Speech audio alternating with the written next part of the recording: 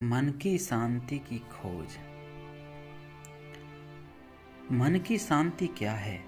यह जानने से पहले हमें यह जानना होगा कि मन क्या है। मन अपने आप को मैं कहने वाली चेतन शक्ति आत्मा है। आत्मा जब सोचने का काम करती है तब उसे मन कहते हैं। मन आत्मा से भिन्न कुछ और वस्तु नहीं है। आत्मा की संकल्प शक्ति का नाम ही मन है, अर्थात मन आत्मा के संकल्प शक्ति का दूसरा नाम है।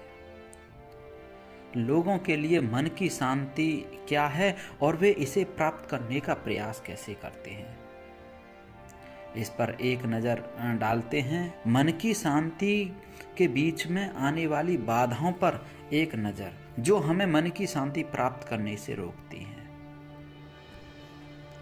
मन की शांति का विषय एक सार्वभौमिक आवश्यकता है। इस ग्रह पर ऐसा कोई नहीं है जो मन की शांति नहीं चाहता हो। यह कोई ऐसी इच्छा नहीं है जो हमारे लिए नई हो, बल्कि यह कुछ ऐसा है जिसे हर कोई युगों से खोज रहा है, चाहे वो किसी भी रंग, संप्रदाय, धर्म, नस्ल, देश, आयु, लिंग, धन, क्षमता या तकनीकी प्राप्ति का हो।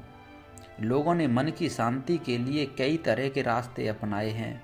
कुछ ने भौतिक संपत्ति और धन जमा करके, अन्य ने ड्रग्स के माध्यम से, कुछ ने संगीत के माध्यम से, कुछ ने ध्यान के माध्यम से, कुछ ने अपनी पत्नी के माध्यम से, किसी ने अपने कैरियर के माध्यम से और कुछ ने अपने बच्चों की उपलब्धियों के माध्यम से भी, और बहुत कुछ शांति के मार्ग अपनाए हैं। फिर भी तलाश जारी रहती है कि कैसे मन को शांत किया जाए। हमारे समय में हमें यह बताया गया है कि तकनीकी प्रगति और आधुनिकीकरण हमारे लिए भौतिक सुख सुविधाएं लाएगा और इनके माध्यम से हमें मन की शांति मिलेगी।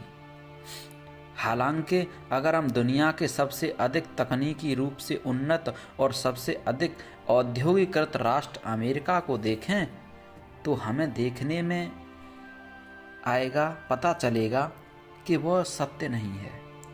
आंकड़े बताते हैं कि अमेरिका में लगभग 20 मिलियन वयस्क सालाना डिप्रेशन से पीड़ित होते हैं और डिप्रेशन मन की अशांति के सिवा कुछ नहीं है। इसके अलावा आत्महत्या के कारण मृत्यु की दर एड्स से मरने वालों की दर से 2 गुना है। हालांकि जैसा हम समाचारों, मीडियाओं में को जानते हैं, हम उन लोगों के बारे में अधिक सुनते हैं जो एड्स से मरते हैं और उन लोगों के बारे में नहीं सुनते जो आत्महत्या से मरते हैं। इसके अलावा अमेरिका में लोग हत्या से ज़्यादा आत्महत्या भी करते हैं और हत्या की दर बहुत ज़्यादा है। तो वास्तविकता यह है कि तकनीकी प्रगति और आधुनिकीकरण से मन की शांति नहीं आती। आधुनिकीकरण की सुविधाओं के बावजूद हमारे मन की शांति हमारे पूर्वजों की तुलना में बहुत कम है। हमारे पूर्वजों में कितनी शांति रहती थी, आजकल वो शांति कहाँ है। मन की शांति हमारे जीवन के अधिकांश भाग में नहीं होती। ऐसा लगता है कि यह कभी हमारे बस में नहीं है। हम में से कई लोग व्यक्तिगत सुख और मन की शांति समझने की भूल करते हैं।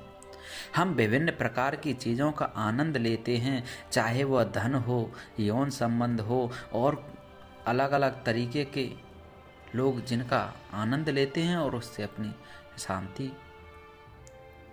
लेकिन यह ज़्यादा समय के लिए नहीं होते, जाते जाते रहते हैं। हाँ, हमें समय समय पर व्यक्तिगत सुख मिलते हैं, इनसे हमें थोड़े बहुत सुख जरूर मिलते हैं, लेकिन मन की शांति नहीं मिलती। और हम समय समय पर विभिन्न चीज़ों से प्रसन्न होते रहते हैं, लेकिन यह मन की शांति नहीं है।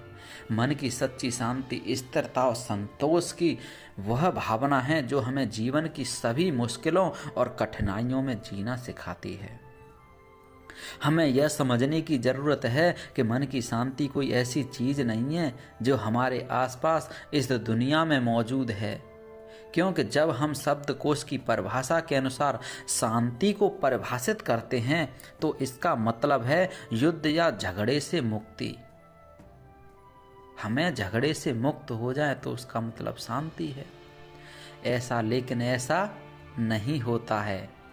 दुनिया में कहीं न कहीं हमेशा युद्ध या किसी प्रकार की नागरिक अशांति रहती है।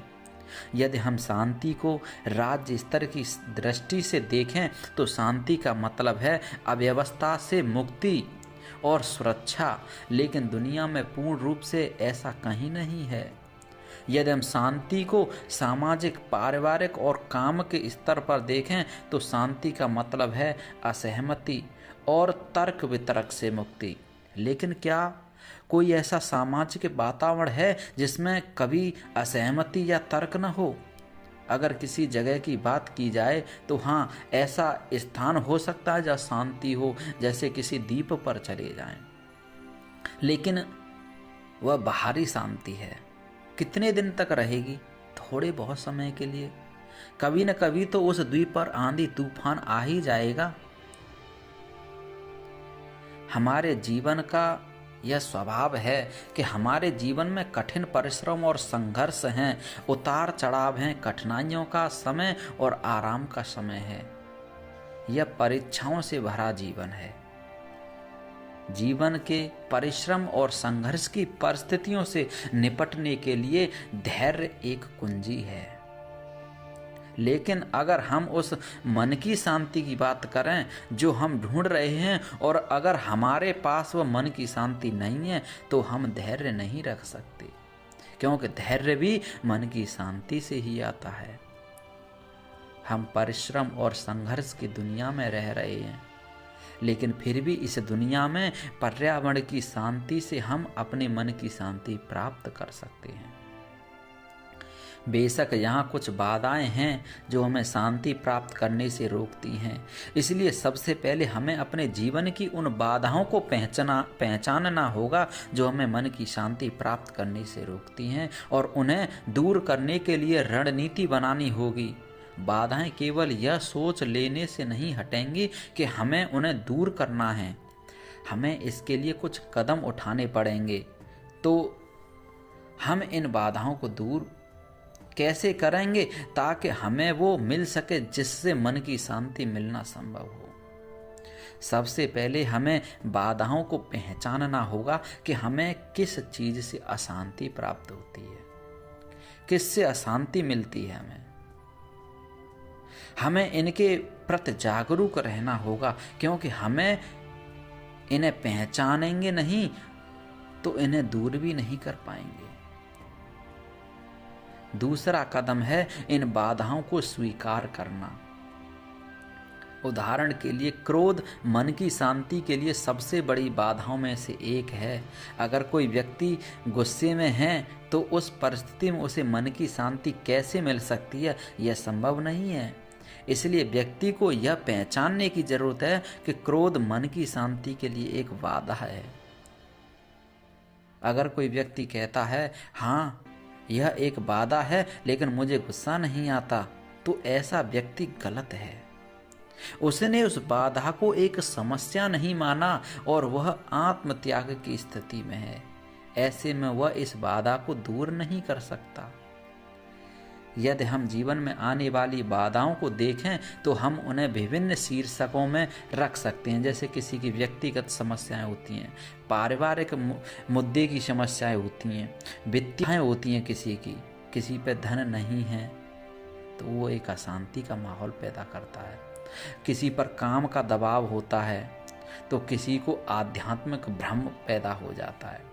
और इन शीर्षकों के तहत कई मुद्दे हैं जिनसे हमें अशांति मिलती है। तो इन बाधाओं को दूर करने के लिए हमें अपनी समस्या जो हमें हमारी शांति के बीच में रुकावट पैदा करती है उनको पहचानना है और उनसे हमें दूरी बनानी है। नमस्कार। आगे सुनने के लिए देखिए भाग 2।